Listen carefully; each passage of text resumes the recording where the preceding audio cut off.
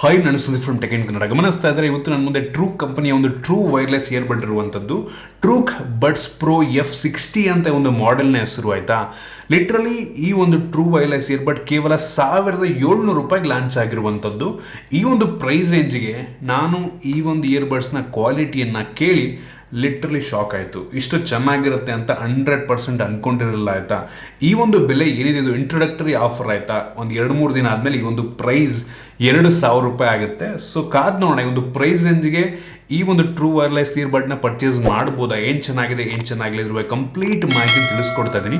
ಅದಕ್ಕಿಂತ ಮುಂಚೆ ನೀವು ನಮ್ಮ tech in Kannada YouTube subscribe ಮಾಡ್ಕೊಂಡಿಲ್ಲ ಅಂದ್ರೆ ಈಗಲೇ ಸಬ್ಸ್ಕ್ರೈಬ್ ಮಾಡ್ಕೊಂಡು ಬೆಲ್ ಐಕಾನ್ ಕೂಡ ಕ್ಲಿಕ್ ಮಾಡ್ಬೋದು. ಮೊದಲನೇದಾಗಿ ಒಂದು ಟ್ರೂ ವೈರ್ಲೆಸ್ ಇಯರ್ಬಡ್ನ ಅನ್ಬಾಕ್ಸ್ ಮಾಡೋಣ. ಗಮನಿಸ್ತಾ ಇದ್ರೆ ಈ ಒಂದು ಬಾಕ್ಸ್ ನಿಮಗೆ ಈ ರೀತಿ ನೋಡಕ್ಕೆ ಸಿಗುತ್ತೆ. ಈ ಒಂದು ಬಾಕ್ಸ್ನ ಕ್ವಾಲಿಟಿ ಅಷ್ಟೊಂದೇನು ಚೆನ್ನಾಗಿದೆ ಅಂತ ಅನ್ನಲ್ಲ.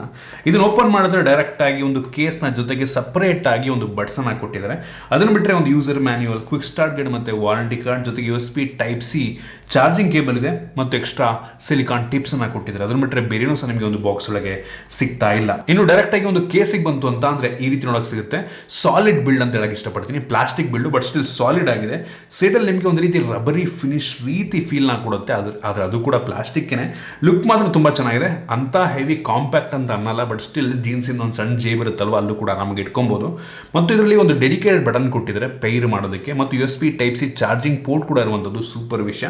ಜೊತೆಗೆ ಇದರ ಸ್ಪೆಷಾಲಿಟಿ ಏನಪ್ಪಾ ಅಂತ ಅಂದ್ರೆ ಫ್ರಂಟ್ ಅಲ್ಲಿ ನೋಡ್ತಾ ಇದ್ರೆ ನಂಬರ್ ತೋರಿಸ್ತಾ ಇರುವಂಥದ್ದು. ಅದೇನಪ್ಪ ಅಂತ ಅಂದರೆ ಈ ಒಂದು ಕೇಸ್ನ ಬ್ಯಾಟ್ರಿ ಪರ್ಸೆಂಟೇಜು ನಮಗಿಲ್ಲೇ ಗೊತ್ತಾಗ್ಬಿಡುತ್ತೆ ಎಷ್ಟು ಚಾರ್ಜ್ ಇದೆ ಅಂತ. ಮತ್ತು ಈ ಒಂದು ಬಡ್ಸ್ಗಳನ್ನ ಇದ್ರೊಳಗೆ ಹಾಕಿದ ತಕ್ಷಣ ನಿಮ್ಗೆ ಅದ್ರದ್ದು ಕೂಡ ತೋರಿಸುತ್ತೆ ಚಾರ್ಜ್ ಆಗ್ತಾ ಇದೆಯೋ ಆಗ್ತಿಲ್ವೋ ಅಂತ ಇಲ್ಲೇ ಗೊತ್ತಾಗ್ಬಿಡುತ್ತೆ. ಅನಿಮೇಷನ್ ಕೂಡ ತುಂಬ ಚೆನ್ನಾಗಿದೆ. ಅದು ನೋಡ್ತಾ ಇದ್ದೀರಾ ಹಸಿರು ಬಣ್ಣದಲ್ಲಿ ನಿಮಗೆ ಚಾರ್ಜ್ ಆಗ್ತಿರುವಂಥ ಅನಿಮೇಷನ್ ತೋರಿಸುತ್ತೆ ಲೆಫ್ಟ್ ಟು ರೈಟ್ ಅಂತ. ಸಖತ್ತಾಗಿದೆ. ಒಂದು ಒಳ್ಳೆ ಡಿಸ್ಪ್ಲೇ ಹಾಕಿದ್ದಾರೆ.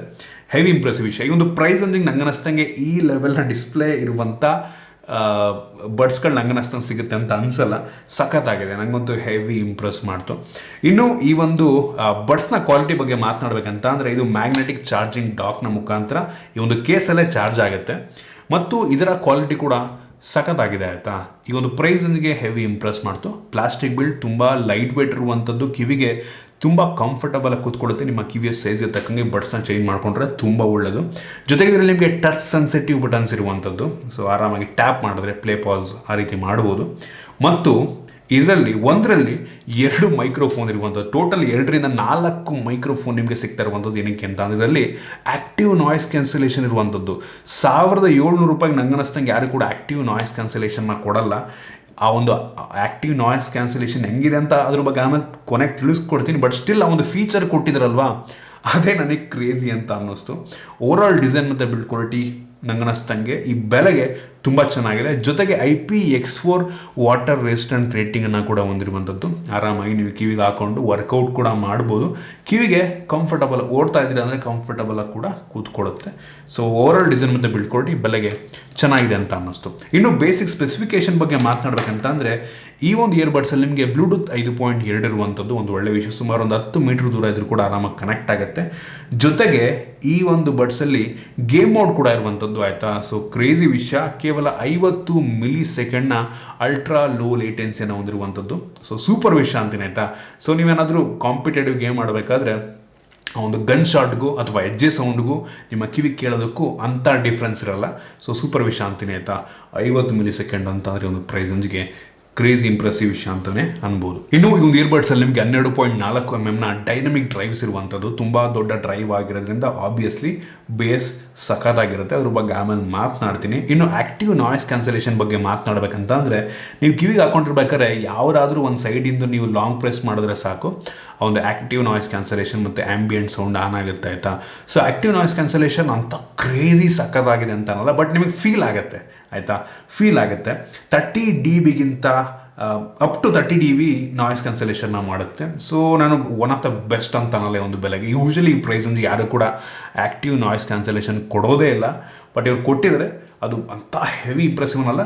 ನಿಮಗೆ ಟ್ರಾಫಿಕಲ್ಲಿ ಬಸ್ಸಲ್ಲಿ ಅಥವಾ ಆಟೋಲ್ಲಿ ಹೋಗ್ಬೇಕಾದ್ರೆ ನೀವು ಹಾಕ್ಕೊಂಡ್ರೆ ನಿಮಗೆ ಸ್ವಲ್ಪ ಎಫೆಕ್ಟ್ ಗೊತ್ತಾಗುತ್ತೆ. ನಿಮಗೆ ಹೊರಗಡೆ ಆ ಒಂದು ಟ್ರಾಫಿಕ್ಕಿನ ಸೌಂಡೆಲ್ಲ ಕೇಳಲ್ಲ, ಸ್ವಲ್ಪ ಕಡಿಮೆ ಆಗುತ್ತೆ. ಬಟ್ ಕ್ರೇಜಿ ಗುರು ಅಂತ ಅನ್ನಲ್ಲ. ಒಟ್ಟಿಗೆ ಆ ಫೀಚರ್ ಕೊಟ್ಟಿದ್ರಲ್ವ ಅದೇ ಒಂದು ನನಗೆ ಖುಷಿ ಆಯಿತು. ಇನ್ನು ಇದರ ಬ್ಯಾಟ್ರಿ ಬ್ಯಾಕಪ್ ಬಗ್ಗೆ ಮಾತನಾಡಬೇಕಂತ ಅಂದರೆ ನನಗೆ ಹೆವಿ ಇಂಪ್ರೆಸಿವ್ ಅನ್ನಿಸ್ತು. ನೀವೇನಾದರೂ ಆ್ಯಕ್ಟಿವ್ ನಾಯ್ಸ್ ಕ್ಯಾನ್ಸಲೇಷನ್ ಹಾಕೊಂಡು ಯೂಸ್ ಮಾಡ್ತಾ ಇದ್ದೀರಾ ಅಂತಂದರೆ 5 ರಿಂದ 7 ಗಂಟೆ ಬ್ಯಾಟ್ರಿ ಬ್ಯಾಕಪ್ ಕೊಡುತ್ತೆ ಅಂತ ಡಿಪೆಂಡ್ಸ್ ಆನ್ ನೀವು ಎಷ್ಟು ವಾಲ್ಯೂಮ್ ಇಟ್ಟಿರ್ತೀವಿ ಅದ್ರ ಮೇಲೆ ಡಿಪೆಂಡ್ ಆಗುತ್ತೆ. 5 ರಿಂದ 7 ಗಂಟೆ ಅಂದರೆ ಸಖತ್ತು ಕ್ರೇಜಿ ವಿಷಯ. ನೀವು ಆ್ಯಕ್ಟಿವ್ ನಾಯ್ಸ್ ಕ್ಯಾನ್ಸಲೇಷನ್ ಆಫ್ ಮಾಡ್ಕೊಂಡಿದ್ರೆ ಅಂದರೆ 8 ರಿಂದ 10 ಗಂಟೆ ಬ್ಯಾಟ್ರಿ ಬ್ಯಾಕಪ್. ಇದು ಈ ರೀತಿ ಟ್ರೂಕ್ ಅವ್ರು ಕ್ಲೈಮ್ ಮಾಡ್ತಿರುವಂಥದ್ದು ಆಯಿತಾ. ಇಷ್ಟು ಬ್ಯಾಟ್ರಿ ಬ್ಯಾಕಪ್ ಅಂದರೆ ನಂಬೋದಕ್ಕೆ ಸಾಧ್ಯ ಇಲ್ಲ. ಆ ರೀತಿ ಓವರಾಲ್ ಈ ಒಂದು ಕೇಸನ್ನು ಇನ್ಕ್ಲೂಡ್ ಮಾಡಿಕೊಂಡು ನಿಮಗೆ 48 ಗಂಟೆ ಬ್ಯಾಟ್ರಿ ಬ್ಯಾಕಪ್ ಕೊಡುತ್ತೆ, ಇನ್ಕ್ಲೂಡಿಂಗ್ ದ ಕೇಸು.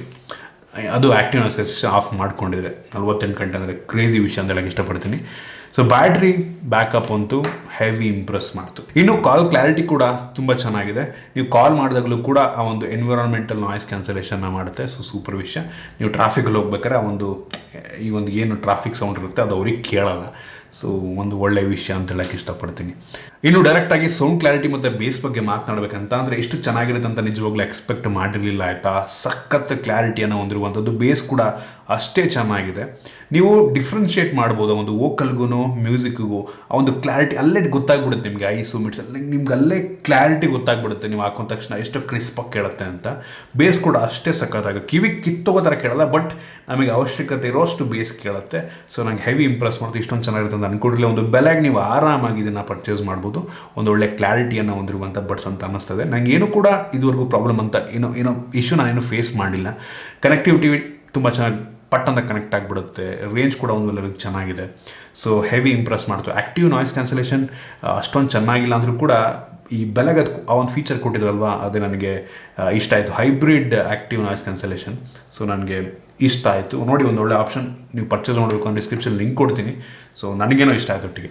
ಸೊ ಇದಿಷ್ಟು ಈ ಒಂದು ಬಡ್ಸ್ನ ಬಗ್ಗೆ. ನಿಮ್ಮ ಇದ್ರ ಬಗ್ಗೆ ಏನು ಕಡೆ ಕಾಮೆಂಟ್ ತಿಳಿಸ್ಬೋದು. ಇಷ್ಟ ಆಯಿತು ಲೈಕ್ ಮಾಡಿ, ಶೇರ್ ಮಾಡಿ. ಇದೇ ನಮ್ಮ ಬೇರೆ ವಿಡಿಯೋಗಳು ನಮ್ಮ tech in Kannada YouTube subscribe ಮಾಡ್ಕೊಂಡಿಲ್ಲ, ಈಗಲೇ ಸಬ್ಸ್ಕ್ರೈಬ್ ಮಾಡ್ಕೊಳ್ಳೋದು, ಬೆಲ್ ಐಕನ್ ಕೂಡ ಕ್ಲಿಕ್ ಮಾಡ್ಬೋದು.